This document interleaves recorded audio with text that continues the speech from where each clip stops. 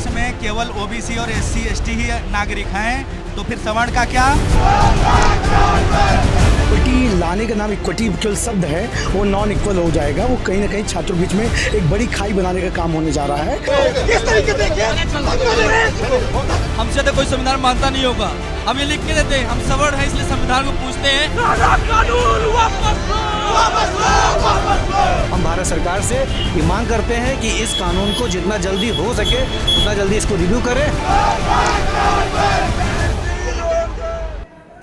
Orient bell tiles studio से आप देख रहे हैं एबीपी न्यूज। नमस्कार, एबीपी न्यूज पर हाजिर हूं मैं रोमाना इसार खान। यूजीसी के नए नियम को लेकर देश के अलग अलग हिस्सों में सवर्ण समाज प्रदर्शन कर रहा है। विरोध करने वाले इसे जातीय भेदभाव बढ़ाने वाले नियम बता रहे हैं। उनका कहना है कि नए नियम से भेदभाव मिटेगा नहीं, बल्कि भेदभाव और ज्यादा बढ़ेगा।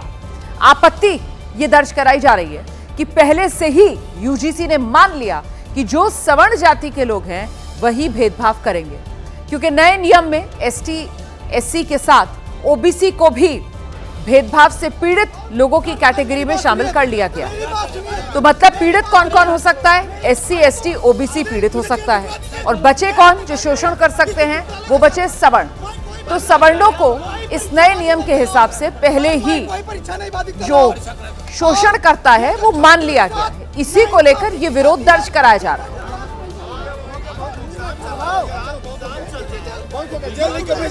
जो ये है इससे हम लोगों को आपत्ति है। ये जो इक्विटी कमेटी में स्वर्ण समाज का पर्याप्त प्रतिनिधित्व नहीं है, पहली आपत्ति ये है। दूसरी आपत्ति ये है कि यदि कोई झूठी कंप्लेन करता है तो उसके खिलाफ सजा का प्रावधान होना चाहिए, जो इस कानून में नहीं रखा गया। यानी कि झूठी कंप्लेन करने के खिलाफ सजा होनी चाहिए और इक्विटी कमेटी में स्वर्ण समाज का पर्याप्त प्रतिनिधित्व होना चाहिए। लेकिन यूजीसी की तरफ से कहा गया है कि जल्दी एक क्लैरिफिकेशन जो है वो इस पूरे मामले पर दिया जाएगा। यह हमें क्लैरिफिकेशन से नहीं चलेगा, ये कानून पूरे वापस लेनी पड़ेगी। हम वापस लेंगे, हम अपना प्रोटेस्ट खत्म करेंगे कभी जब ये वापस लेंगे। कानून के रहने से दिक्कत क्या है? हमारे बच्चों को डायरेक्टली अपराधी बनाया जा रहा है इस कानून के तहत, क्योंकि जब बच्चा थोड़ा बहुत पढ़ने में ठीक होगा, किसी आपसी रंजिश के कारण उसके ऊपर झूठे मुकदमे और झूठे आरोप लगाए जाएंगे, जिसके साथ वो जो है जेल में बंद रहेगा 2 साल 3 साल या निलंबित किया जाएगा। उसके बाद बच्चे का होगा क्या, करियर क्या बनेगा? वो अपराधी बनेगा। ठीक है, और भी कुछ लोग हैं। आप ये बताइए कि ये जो नया नोटिफिकेशन है इक्विटी, इसमें तो ये कहा गया ना कि अगर भेदभाव होगा, भेदभाव करने के लिए ताकि किसी कैंपस में जाति के आधार पर या धर्म के आधार पर किसी तरीके का भेदभाव ना हो, उसके लिए यूजीसी की ओर से ये जो नया नोटिफिकेशन है वो लाया गया है। एक बात बताइए, इस देश में एससी एसटी एक्ट क्यों लाया गया था?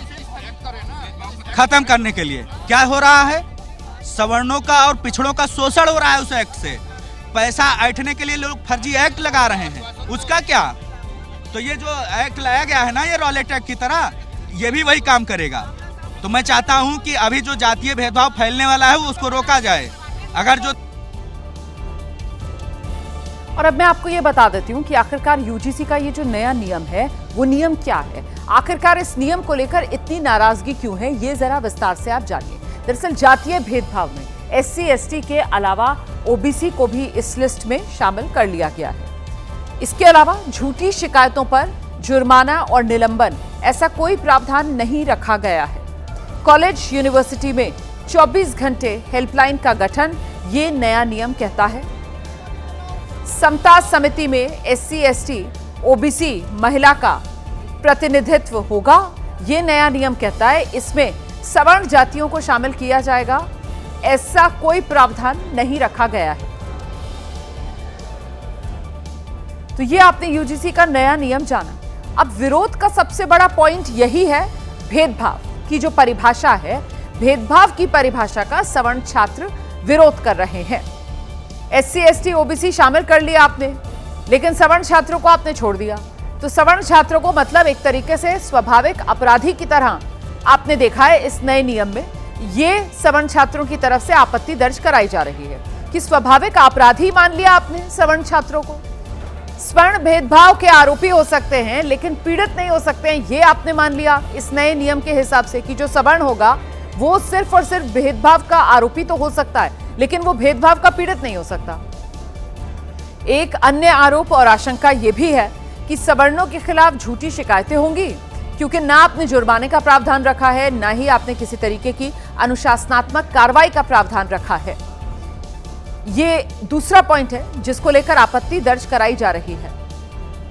आरोप की लिस्ट में एक बात यह भी कही जा रही है कि कॉलेज में जातीय जो भेदभाव है उसकी शिकायतों पर एक तरफा तरीके से काम होगा, क्योंकि जो इक्विटी कमेटी है उसमें कोई सवर्ण मेंबर रखने का प्रावधान ही नहीं किया गया है।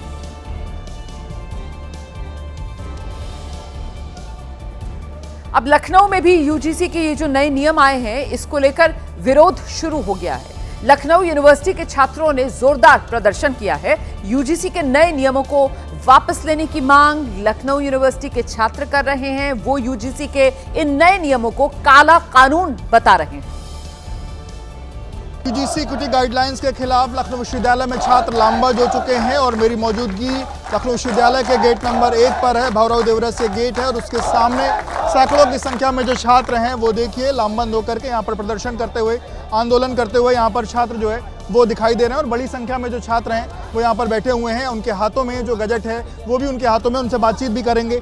आप लोग आंदोलनरत हैं और बड़ी संख्या में आप लोग यहाँ पर पहुँचे हुए हैं, क्या मांगे हैं, क्या कहेंगे? भैया, विश्वविद्यालय विचार का केंद्र है, विश्वविद्यालय विमर्श का केंद्र है। पूरे देश में जब ये एग्जाम्पल सेट करना होता है कि पूरे देश में कहीं भी जातीय दुर्भावना खत्म हो रही है तो ये एग्जाम्पल जाता है विश्वविद्यालयों से। यानी मैंने अपनी भाषण में एक बात रखी कि हमारे पास हमारे भाइयों का कंधा होता है हमारे आंसू पोंछने के लिए, हमारे माँ बाप भी यहाँ पे नहीं आते हैं और उस एकता को तोड़ने का काम यूजीसी का नई गाइडलाइन कर रही है। यहाँ पे ये भ्रामक गाइडलाइन है। अगर आप इसको ठीक से पढ़ेंगे तो यहाँ पे जो इन्होंने कमेटी के चयन की बात की है, उस कमेटी के चयन में इन्होंने ये कहते ये लोग रहेंगे, लेकिन ये भी कहीं नहीं लिखा कि सवर्ण कहीं नहीं लिखेंगे। तो ये तो पूरी तरीके से दमनकारी जो ऊपर प्रशासन बैठा होगा उसके हाथ में है कि वो छात्रों के साथ किस तरीके का व्यवहार कर रही है। जिस प्रकार से सर आप देख रहे हैं आज़ादी के बाद से सवर्ण समाज का ही शोषण इस देश में हो रहा है। किसी न किसी कानून के माध्यम से, कभी SC ST, कभी यूजीसी में नया बदलाव करके हम लोग भाईचारा से विश्वविद्यालय में रहते थे, लेकिन जिस प्रकार से ये सरकारें हमारे समाज को बांटने का काम करी, पहले हिंदुत्व का चूरन देती हैं, उसके बाद सभी हिंदू समाज को आपस में बांटने का प्रयास कर रहे हैं। ये निराधार है, इसका हम लोग पुरजोर विरोध करते हैं। सरकारों को अगर ये कानून नहीं बदलती हैं तो इनको हिलाने का काम करेंगे, 29 में उखाड़ने का फेंक का काम करेंगे। जय जी, श्री प्रकाश सिंह है, लखनऊ विश्वविद्यालय के छात्र हूँ। और का जो विरोध प्रदर्शन शुरू हुआ है इस आखिरी क्या है और कब तक आप? जी, विरोध प्रदर्शन इसलिए हुआ है कि ये जो हमारा 2012 का जो यूजीसी का रूल था उसमें ये भी अंकित था कि अगर शिकायत करने वाला अगर फर्जी पाया गया तो उसके खिलाफ भी कार्रवाई होगी, लेकिन 2026 वाले में से इसको पूरी तरह से हटा दिया गया है। इसमें इसके बारे में कुछ टिप्पणी ही नहीं की गई। और दूसरी चीज़, योगी आदित्यनाथ जी कहते हैं कि बटेंगे तो कटेंगे, और केंद्र सरकार इसमें बांटने का काम कर रही है हमको जातिगत आधार पे। तो इसको इसमें संशोधन करना चाहिए कि अगर फर्जी पाया गया आरोपी कंप्लेन करने वाला तो उसके खिलाफ कोई कार्रवाई होनी चाहिए। इसमें कोई इसके बारे में टिप्पणी नहीं किया गया है। वहीं बरेली के सिटी मजिस्ट्रेट पद से इस्तीफा देने वाले अलंकार अग्निहोत्री ने एक बड़ा बयान दे दिया है। वो कह रहे हैं कि धरना खत्म कराने की साजिश रची गई है। दरअसल अलंकार अग्निहोत्री डीएम दफ्तर के सामने धरने पर बैठे हुए हैं। उन्होंने जिलाधिकारी से मिलने का समय मांगा। दोपहर 12 बजे जिलाधिकारी दफ्तर से उन्हें बुलावा आया, लेकिन अलंकार का कहना है कि बरेली के डीएम ने उनसे मुलाकात ही नहीं की। उन्होंने साजिश धरना खत्म करने के लिए आरोप लगा दिए कि ये सिर्फ और सिर्फ धरना खत्म करने के लिए एक साजिश थी। डीएम की तरफ से बुलावा आया था, लेकिन जब वो अंदर गए तो डीएम ने उनसे मुलाकात नहीं की और ऐसे में ये सिर्फ एक साजिश थी ताकि वो धरना खत्म कर दें। ये आरोप अलंकार अग्निहोत्री की तरफ से लगाए जा रहे हैं। तो अलंकार अग्निहोत्री ने जिलाधिकारी पर धरना खत्म कराने की साजिश का आरोप लगा दिया है और वहीं दूसरी तरफ उन्होंने ये भी कहा है कि यूजीसी के नए कानून और अभिमुक्तेश्वरानंद के मामले में सभी वर्ग से समर्थन जबरदस्त मिल रहा है उन्हें। पहले संदेश भिजवाया था कि हम यहाँ पे आपसे मिलने आ रहे हैं, अभी कथित कारणों से बोला गया कि नहीं आएंगे, लेकिन जब वो आएंगे समय निकाल के आए, हमें वही क्वेश्चन पूछना है। तो पहले उन्होंने मैसेज भेजा था, हमें लगता है धरना जो है उसको खत्म करने के चक्कर में वो एक उनकी साजिश उनकी हो सकती है। हमारे 6 राज्यों के विभिन्न सवर्ण संगठन, विभिन्न ब्राह्मण सभाएं सब संपर्क में हैं। बहुत सारे लोग हैं, यहाँ जनप्रतिनिधि हैं, उन्होंने सहानुभूति दर्ज की है कि जो यूजीसी रेगुलेशन जो आ रहा है, जो 2026 का 13 जनवरी को जो भारत सरकार के गजट पे आया है, वो बहुत देश को खत्म कर देगा। इसी के तहत और इसी के अलावा जो सनातन संस्कृति का जो चोटी और सिखा चीज का जो बटुक ब्राह्मणों का जो अपमान किया गया माघ मेले प्रयागराज में, उसके लिए भी सभी जो संगठन हैं सभी ने समर्थन दिया है और सभी लोग हम लोग एक हैं और आगे समाज मिलकर आगे की रणनीति सेट। अब अगली खबर का रुख करेंगे। मुंबई का बोरीवली, यहां अवैध कब्जा हटाने को लेकर हंगामा हो गया। बोरीवली नेशनल पार्क में कब्जा हटाने पहुंची पुलिस की टीम। पुलिस और आदिवासी परिवार हैं जो यहां पर बसे हुए थे, उन्हीं के बीच झड़प हुई है। कोर्ट के आदेश के बाद ये कार्रवाई करने के लिए पुलिस की टीम पहुंची थी। पुलिस ने पथराव करने वाले आदिवासियों को हिरासत में भी लिया है। तो ये तस्वीरें उस समय की जब पुलिस की टीम पहुंची थी यहां से अवैध कब्जा हटाने के लिए, और उसी समय ये झड़प हुई है। बोरीवली नेशनल पार्क में कब्जा हटाने पुलिस पहुंची थी। पुलिस और आदिवासी परिवारों के बीच ये झड़प, कोर्ट का आदेश था और उसी के बाद पुलिस ये एक्शन करने के लिए पहुंची थी, जिसके बाद यहां पुलिस की टीम पर बाकायदा पथराव किया गया। छातीत दुखायला लागलाय।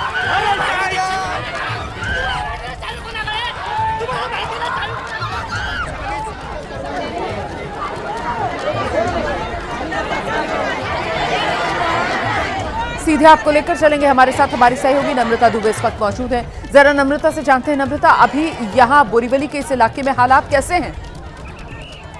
देखिए, जो तस्वीरें आप देख रहे हैं बोरीवली नेशनल पार्क की हैं और यहाँ फिलहाल की स्थिति की बात करें तो फिलहाल मामला शांत है। पुलिस ने अतिरिक्त सुरक्षा जो है वो वहाँ पर डिप्लॉय कर दी है। वन विभाग की कई टीम यहाँ पर मौजूद है और ऐसे में इस घटना को गंभीरता से लेते हुए राज्य सरकार भी इस पर डिस्कशन कर रही है। पूरा मामला दरअसल ये है कि जो 300 परिवार वहाँ रहता है, उसके अलावा कई लोग जो बाहरी हैं वो वहाँ पर आकर इंक्रोचमेंट कर रहे थे, यानी कि अवैध रूप से रहने की कोशिश कर रहे थे। उनको पहले नोटिस दिया गया, उसके बाद वन विभाग की टीम पुलिस के साथ वहाँ पर उनको हटाने पहुंची, लेकिन उनकी तरफ से झड़प की गई और पुलिस को पथराव किया गया। कई पुलिसकर्मी, कई वन विभाग के अधिकारी जो है इस पूरे घटना में घायल हुए हैं। कुछ लोग जो वहाँ पे रहते हैं आदिवासी, वो भी इसमें घायल हुए, जिनको पास के अस्पताल में ले जाया गया है। नहीं तो पुलिस जो हटाने के लिए गई थी, आप बता रही हैं कि 300 के करीब आदिवासी परिवार वहाँ पर रह रहे थे पहले से, और अब कुछ लोग पहुंच गए थे जो वहाँ पर अवैध कब्जा कर रहे थे। तो पुलिस किसे हटाने गई थी? जो अवैध तरीके से गए थे वहाँ पर रहने के लिए, उन्हें हटाने गई थी? आदिवासी जो परिवार वहाँ पर बसे हुए हैं 300 के करीब, उनको वहाँ से हटाने नहीं गई थी पुलिस की टीम? नम्रता जी बिल्कुल, ये जो एक्स्ट्रा इंक्रोचमेंट है, यानी कि जो पहले से समय सीमा और जगह दी गई है, उनके अलावा जो कुछ लोग मूल निवासी नहीं हैं और बाहर से आकर बसते हैं, उन पर कार्रवाई करने टीम पहुंची थी, जिसके चलते ये पूरी झड़प हुई है। क्योंकि कई लोग अब बोरीवली नेशनल पार्क पे जगह देखते हुए अवैध रूप से घर बना रहे हैं, दुकानें बना रहे हैं, जिससे जानवरों को नुकसान होता है, अवैध रूप से पेड़ काटे जाते हैं। उस स्थिति को देखते हुए उन लोगों को हटाने गई थी।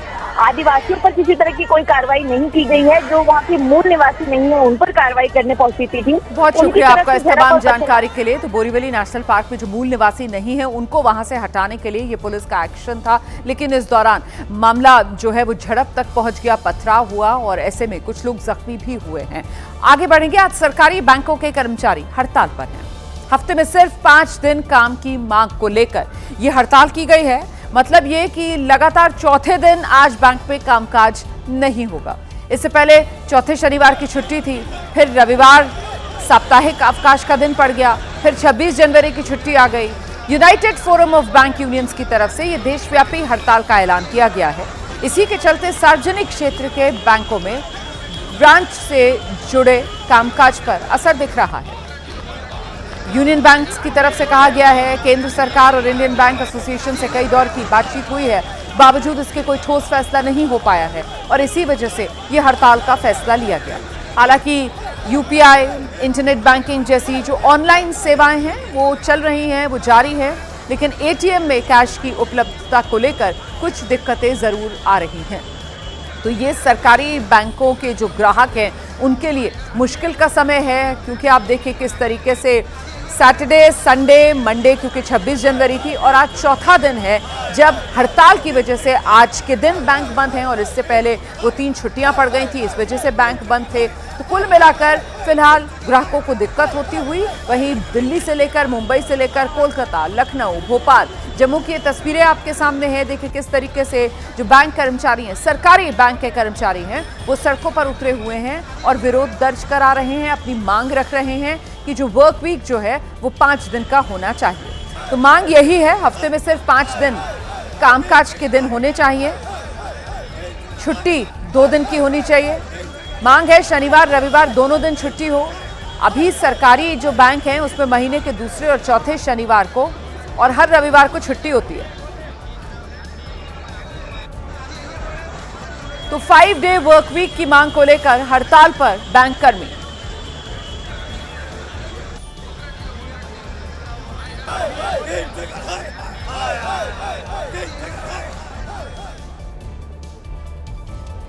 रतलाम में एक बंदूक की दुकान में वेल्डिंग करते वक्त जबरदस्त धमाका हुआ है। दुकान में हुए ब्लास्ट में 4 लोग झुलस गए, जिन्हें अस्पताल में भर्ती कराया गया। यह हादसा जो है वो 26 जनवरी की शाम में हुआ। इसका सीसीटीवी फुटेज अब सामने आया है और इसमें नजर आ रहा है दुकान के बाहर कुछ लोग खड़े हैं। अचानक तेज धमाका होता है। धमाका होते ही चारों तरफ धुआं फैला। मौके पर दमकल की गाड़ियों ने पहुंचकर बाद में आग बुझाई है। बड़ी संख्या में पुलिस बल तैनात किया गया है। फिलहाल पुलिस घटना की जांच कर रही है।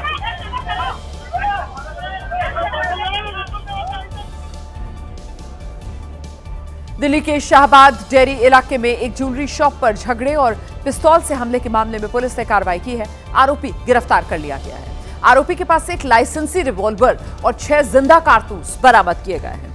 ये जो वारदात है वो 25 जनवरी 2026 की शाम की है। इसका सीसीटीवी फुटेज सामने आया है। पीड़ित का नाम प्रकाश सोनी। प्रकाश सोनी के मुताबिक ये झगड़ा पुराने निजी विवाद को लेकर शुरू हुआ। एक महिला युवक के साथ ज्वेलरी शॉप में आई। पहले दुकान में कहासुनी हुई, देखते ही देखते नौबत मारपीट तक पहुंची। आरोप है महिला के साथ आए युवक ने गुस्से में आकर रिवॉल्वर के बट से प्रकाश सोनी के सिर पर वार किया और फिर मौके से भागने की कोशिश की, लेकिन मौके पर मौजूद ड्यूटी स्टाफ ने उसे पकड़ लिया। आरोपी संदीप झज्जर जिले के बहादुरगढ़ का रहने वाला है।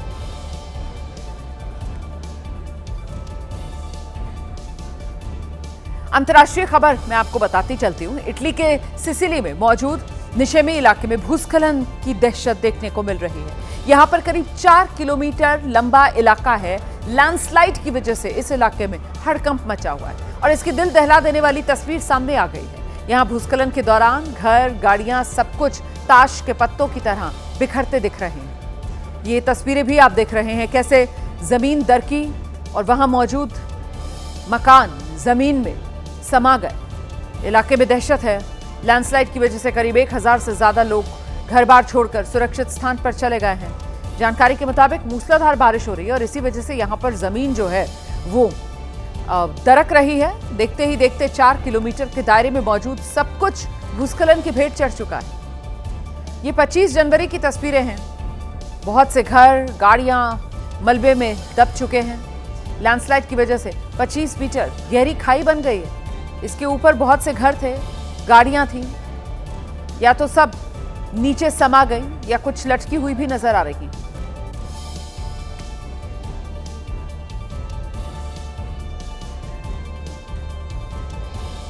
और अब खबर उत्तराखंड के नैनीताल से है, जहां मौजूद मां नैना देवी के मंदिर का एक वीडियो है, तेजी से वायरल हो रहा है। इसमें मुस्लिम परिवार के सदस्य हनुमान मंदिर के पास से गुजरते दिख रहे हैं और इन सभी के पैर में जूते साफ देखे जा सकते हैं। इस वीडियो पर सवाल इसलिए है क्योंकि मंदिर में किसी को भी जूता पहनकर जाने की इजाजत नहीं है, लेकिन इसके बावजूद परिवार के सदस्य पैरों में जूते पहनकर मंदिर के पास दिखे।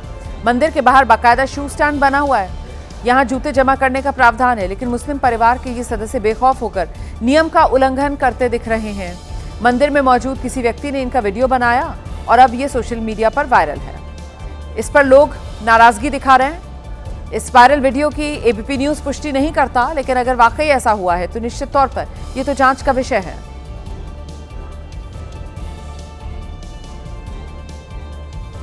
तो मदर ऑफ डील्स भारत और यूरोपीय यूनियन के बीच, और इस मौके पर प्रधानमंत्री नरेंद्र मोदी की तरफ से क्या कहा जा रहा है, सुनाते हैं आपको। These documents reflect the wide-ranging, multifaceted bilateral cooperation as part of the India-EU strategic cooperation. strategic partnership. We will begin with the signing and exchange of political declaration on conclusion of negotiations of the India-EU Free Trade Agreement. This document will be signed by His Excellency Mr. Maros Sefcovic, European Commissioner for Trade and Economic Security, and Shri Piyush Goyal, Minister of Commerce and Industry of India.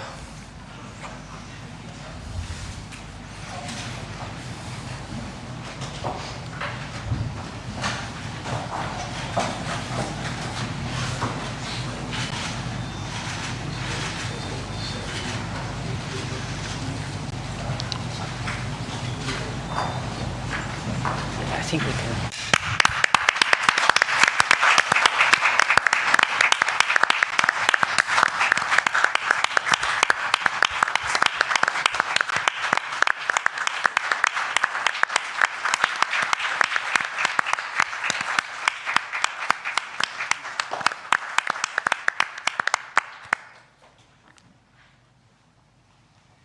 The next document to be signed is the India-EU Security and Defense Partnership.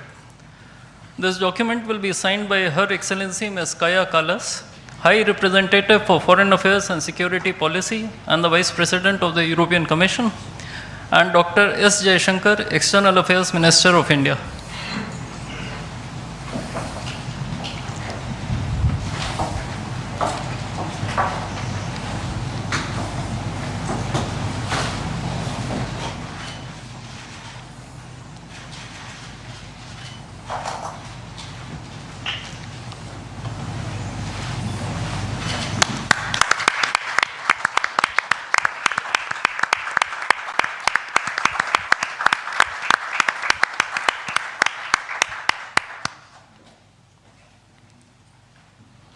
We now have the signing of the Comprehensive Framework on Cooperation on Mobility.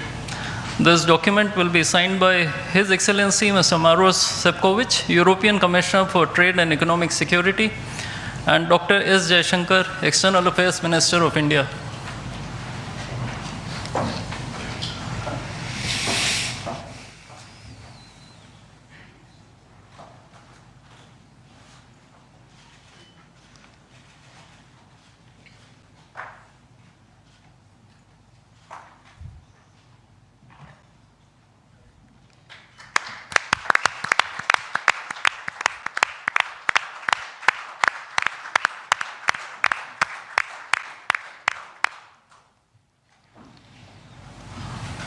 A few documents will now be exchanged. The Administrative Arrangement on Cooperation and Disaster Risk Management will be exchanged between His Excellency Mr. Hervé Delphin, EU Ambassador to India, and Shri Vikram Misri, Foreign Secretary of India.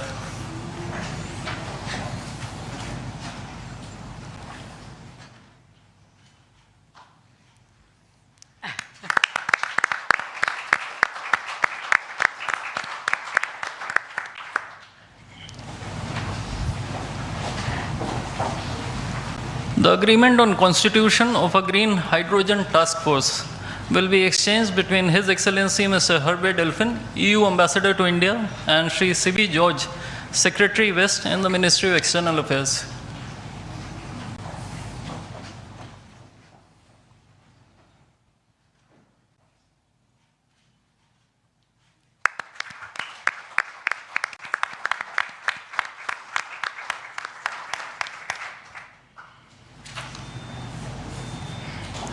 Lastly, two documents, namely the MOU between the Reserve Bank of India and the European Securities and Market Authority, and the Administrative Arrangement on Advanced Electronic Seals and Signatures, will be exchanged between His Excellency Mr. Hervé Delphin, EU Ambassador to India, and Shri Saurabh Kumar, Ambassador of India in Brussels.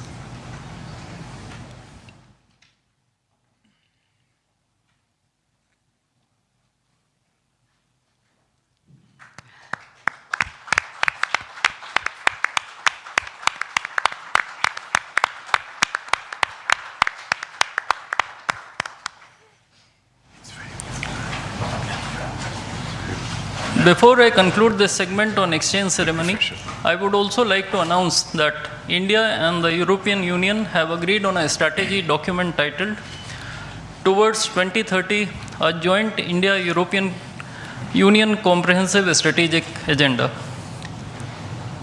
I now request the spokesperson of the Ministry of External Affairs to conduct the rest of the proceedings. Good afternoon, His Excellency Mr. Antonio Costa, President of the European Council, and Her Excellency Ms. Ursula von der Leyen, President of the European Commission, Honorable Prime Minister Shri Narendra Modi, Honorable Ministers, members of both delegations, distinguished guests, and friends from the media. We will now have the press statements. May I request Honorable Prime Minister Shri Narendra Modi to give his remarks to the media. Your Excellencies, President Antonio Costa, our President Ursula von der Leyen, दोनों देशों के delegates, media के साथियों, नमस्कार। अपने दो करीबी मित्रों प्रेसिडेंट कोस्टा और प्रेसिडेंट von der Leyen का इस अभूतपूर्व भारत यात्रा में स्वागत करते हुए मुझे बहुत खुशी हो रही है। कोस्टा जी अपनी सरल जीवन शैली और समाज के प्रति प्रेम के आधार पर लिस्बन के गांधी के नाम से जाने जाते हैं और उर्सुला जी जर्मनी की पहली महिला रक्षा मंत्री नहीं, यूरोपियन यूनियन कमीशन की भी पहली महिला प्रेसिडेंट बनकर पूरी दुनिया के लिए एक प्रेरणा है। कल एक ऐतिहासिक क्षण था जब पहली बार यूरोपियन यूनियन के लीडर्स भारत के गणतंत्र दिवस समारोह में मुख्य अतिथि के रूप में शामिल हुए। आज एक और ऐतिहासिक अवसर है जब विश्व की दो सबसे बड़ी लोकतांत्रिक शक्तियां अपने संबंधों में एक निर्णायक अध्याय जोड़ रही है। फ्रेंड्स, पिछले कुछ वर्षों में भारत और यूरोपियन यूनियन के संबंधों में उल्लेखनीय प्रगति हुई है। साझा लोकतांत्रिक मूल्यों, आर्थिक सिनर्जी और मजबूत पीपल टू पीपल टाइज के आधार पर हमारी साझेदारी नई ऊंचाइयों तक पहुंच रही है। आज हमारे बीच 180 बिलियन यूरो का ट्रेड है। 8 लाख से अधिक भारतीय यूरोपियन यूनियन के देशों में रह रहे हैं और सक्रिय योगदान दे रहे हैं। हमने स्ट्रेटेजिक टेक्नोलॉजी से लेकर क्लीन एनर्जी, डिजिटल गवर्नेंस से लेकर डेवलपमेंट पार्टनरशिप, हर क्षेत्र में सहयोग के नए आयाम स्थापित किए हैं। इन्हीं उपलब्धियों के आधार पर आज की समिट में हमने समाज के सभी वर्गों को लाभ पहुंचाने वाले कई निर्णय लिए हैं। फ्रेंड्स, आज भारत ने अपने इतिहास का अब तक का सबसे बड़ा फ्री ट्रेड एग्रीमेंट संपन्न किया है। आज 27 तारीख है। ये सुखद संयोग है कि आज ही के दिन यूरोपियन यूनियन के 27 देशों के साथ भारत ये एफटीए कर रहा है।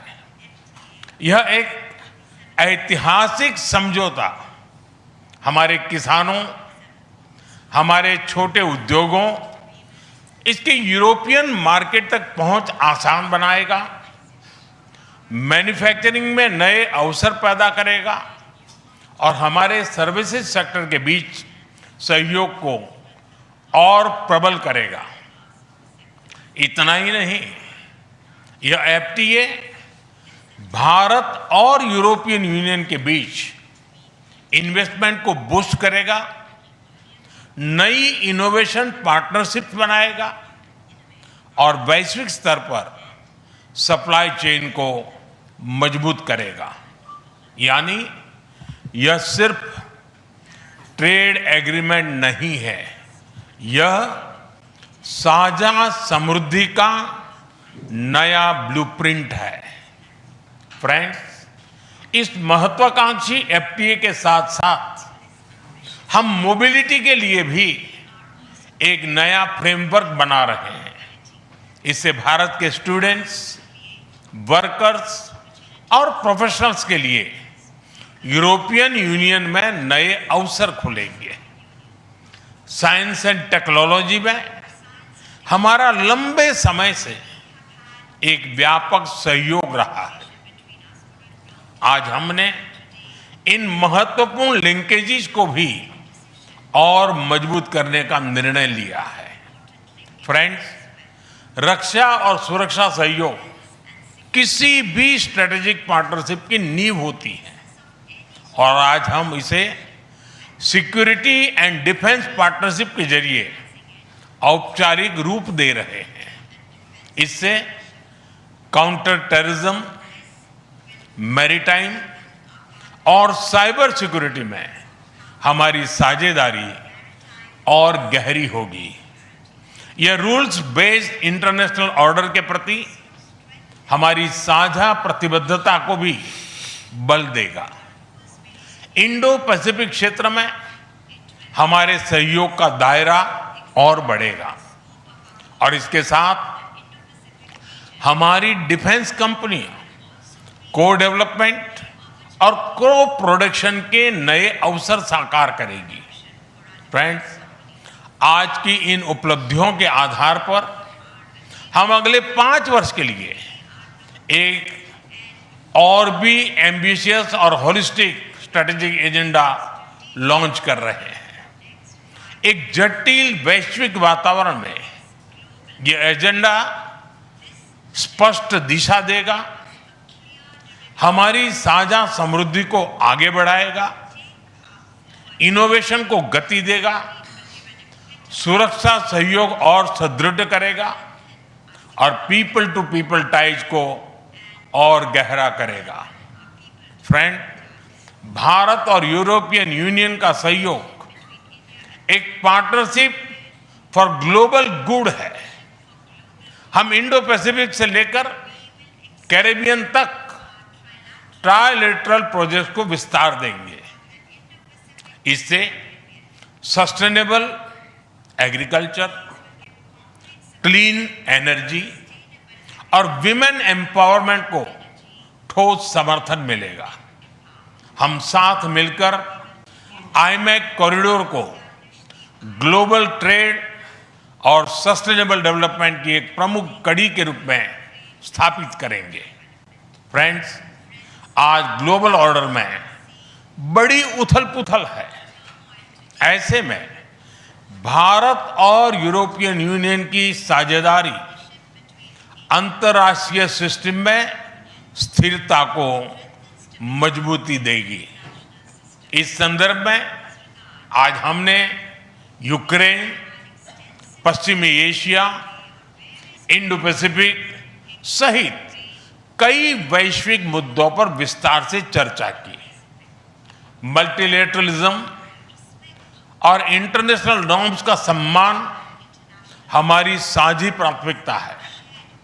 हम एकमत है कि आज के चैलेंजेस का समाधान करने के लिए ग्लोबल इंस्टीट्यूशंस का रिफॉर्म अनिवार्य है। फ्रेंड्स, राष्ट्रों के संबंधों में कभी कभी ऐसा क्षण आता है जब इतिहास स्वयं कहता है, यहीं से दिशा बदली, यहीं से एक नया युग शुरू हुआ। भारत की और यूरोपियन यूनियन की यह ऐतिहासिक समिट वही क्षण है। मैं एक बार फिर इस अभूतपूर्व यात्रा के लिए भारत के प्रति और प्रेसिडेंट फॉन डर लायन का हार्दिक धन्यवाद करता हूं।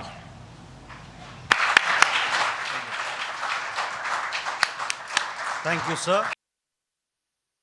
Request His Excellency Mr. Antonio Costa, President of the European Council, to give his remarks to the media. Prime Minister Narendra Modi, my dear friend, dear Ursula, Ministers, dear Kaya and Maros, good afternoon. Thank you, dear Prime Minister Modi, for welcoming us on this special occasion. We were privileged yesterday to be your chief guests for the Republic Day celebrations. Such an impressive display of India's capabilities and diversity. Today is a historic moment. We are opening a new chapter in our relations on trade, on security, on people-to-people ties.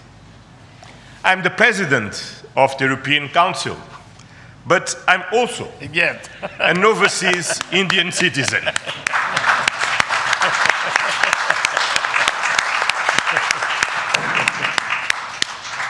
Then, as you can imagine, for me, it has a special meaning. I'm very proud of my roots in Goa, where my father's family came from. And the connection between Europe and India is something personal to me. Also because we conclude today our trade negotiations. We relaunched at the latest meeting that I had the pleasure to host in May 2021 in my previous capacity. Our summit sends a clear message to the world.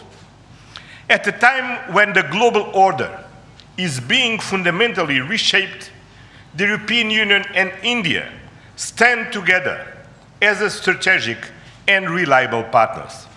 Today, we are taking our partnership to the next level.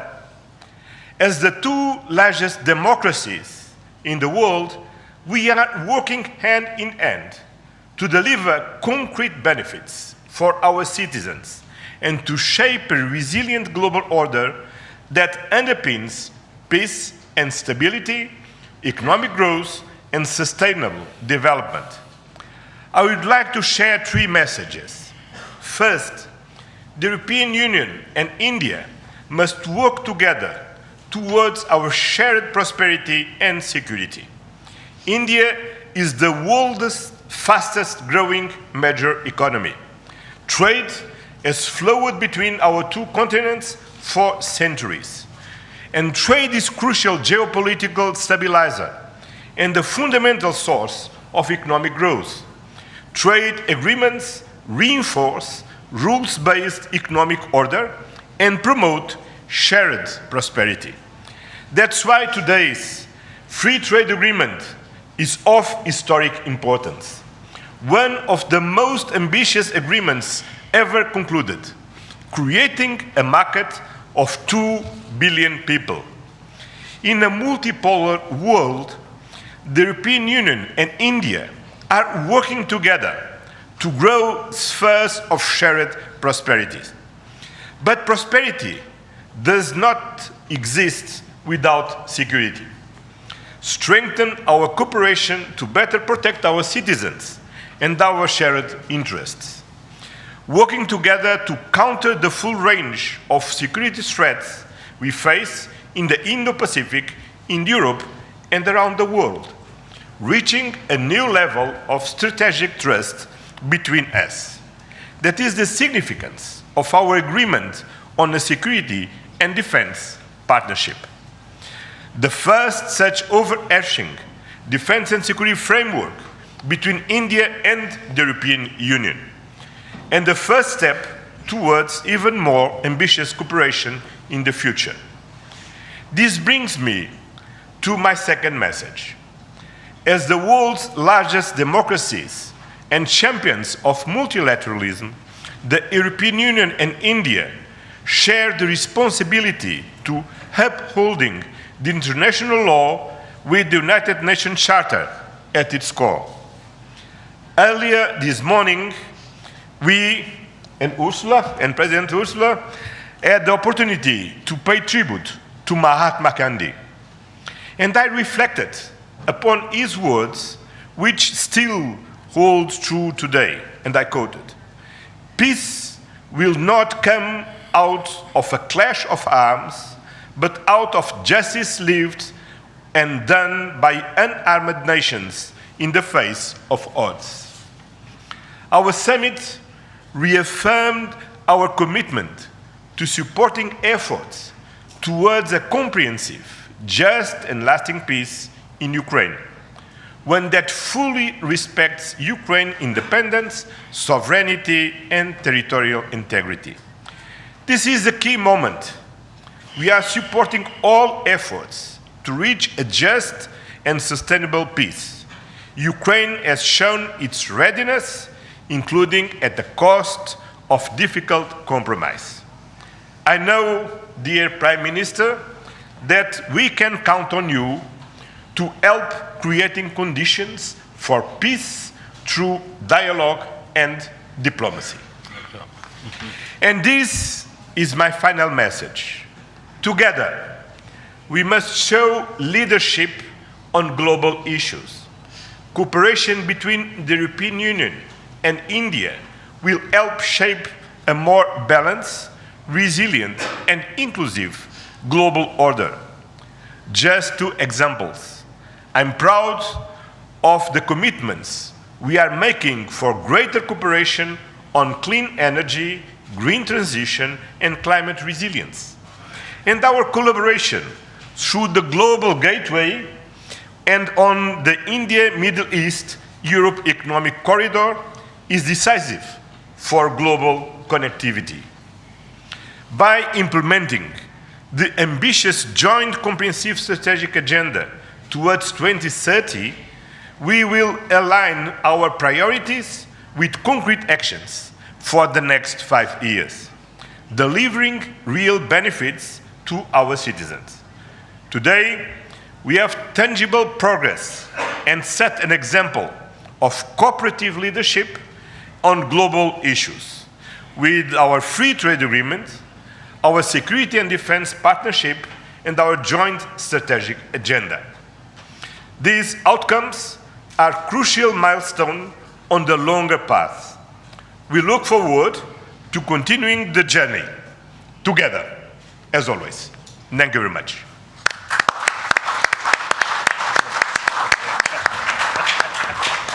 Thank you, sir. May I now request Her Excellency Ms. Ursula von der Leyen, President of the European Commission, to give her remarks to the media. Dear Prime Minister Modi, distinguished friend, Antonio, my friend, ministers, especially Shankar and Guyal, Vice President Kallas, Commissioner Šefčovič, Excellencies, friends, thank you very much for the exceptional hospitality we experienced. It was such an honor for us to be your chief guests at the Republic Day yesterday. This is a memory I will carry for a lifetime, because the sense of communion was so powerful. People filled the streets united in pride and joy of belonging to the Indian nation, and rightfully so. India has risen, and Europe is truly glad about it, because when India succeeds, the world is more stable, more prosperous, and more secure, and we all benefit. Prime Minister Modi, dear friend, 1 year ago the full College of Commissioners came to India. You mentioned it. And this is also a very special memory for me. It showed the seriousness of our intent and the strength of our commitment. Today we reap the fruits of that commitment with our historic summit. And let me start with trade. Prime Minister, distinguished friend, we did it. We delivered the mother of all deals. We are creating a market of 2 billion people. And this is the tale of two giants, the world's second and fourth largest economies. Two giants who choose partnership in a true win-win fashion. A strong message that cooperation is the best answer to global challenges. This trade will integrate further our supply chain and strengthen our joint manufacturing power. It will cut up to 4 billion euros in annual tariffs for exporters of all sizes. And it will create good jobs for millions of workers here in India and in Europe.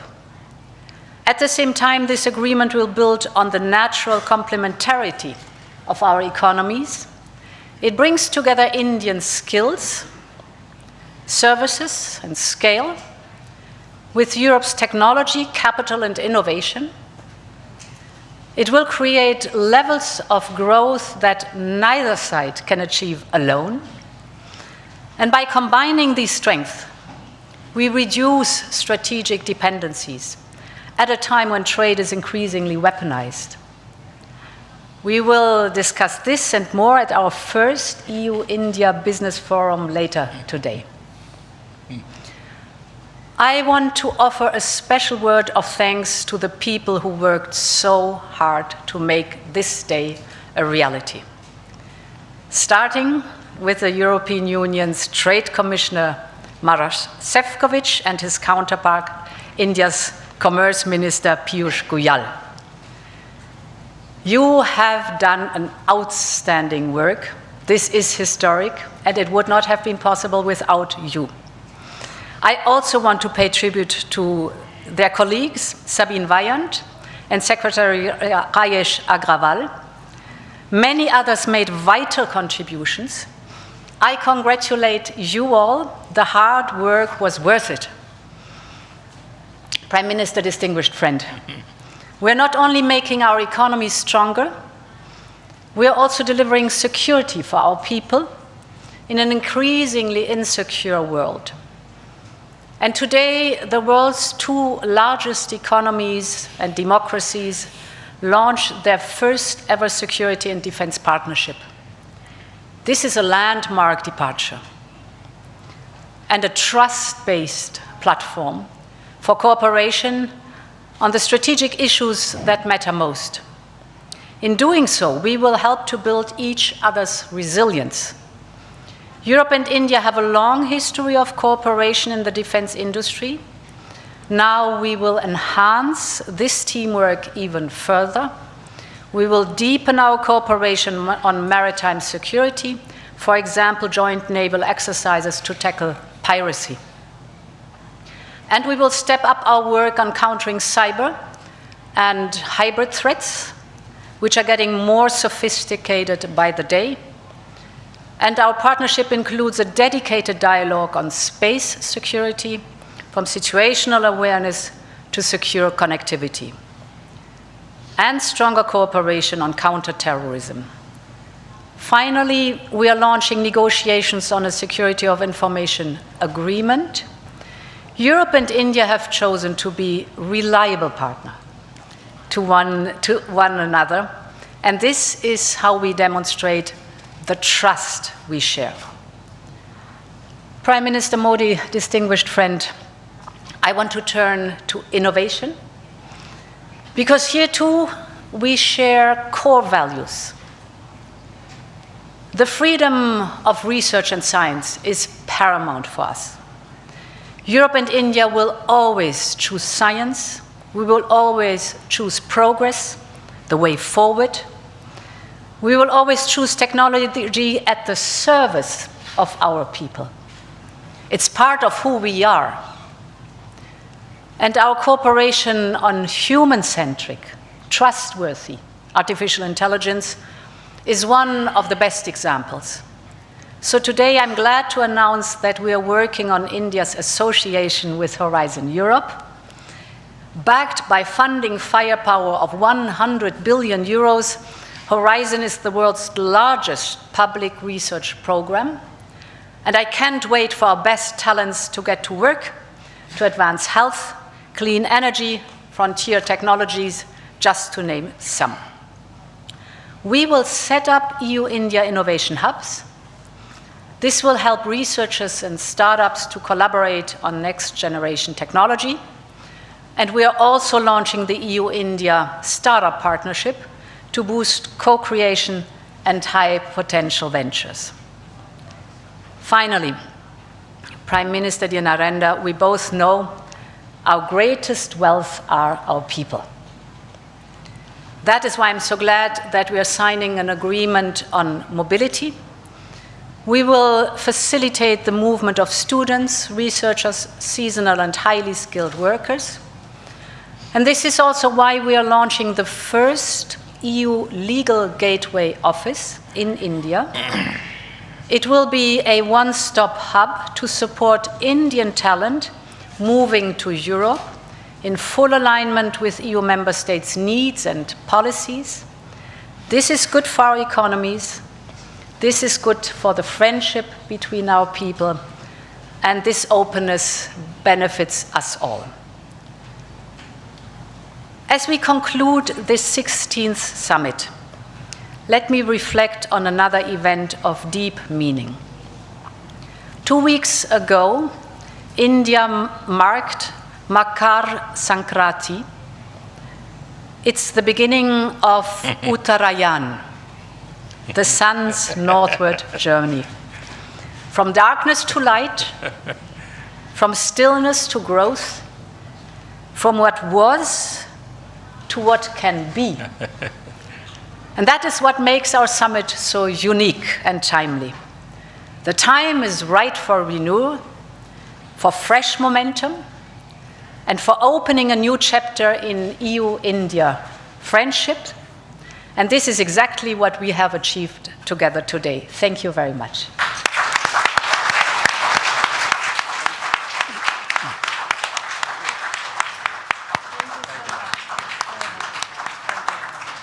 Thank you, Madam. With that, ladies and gentlemen, we conclude the press statements. Thank you very much for your presence.